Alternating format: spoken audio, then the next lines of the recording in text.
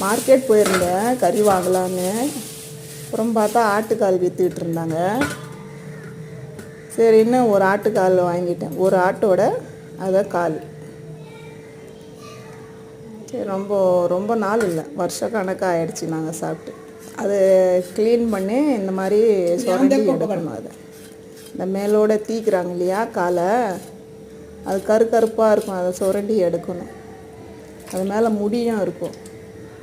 அதை க்ளீன் பண்ணி எடுத்துட்டு தான் குழம்பு வைக்கணும். இந்த மாதிரி க்ளீன் பண்ணணுங்க. எப்படி பேசுகிறதுன்னா தெரில. ஃபஸ்ட்டு ட்ரைனிங் எனக்கு, இதெல்லாம் ஃபஸ்ட்டு அனுபவம். அது வீடியோவில் எப்படி பேசணுன்னு கூட எனக்கு தெரியல. சரி, ஏதோ ட்ரை பண்ணுறேன்.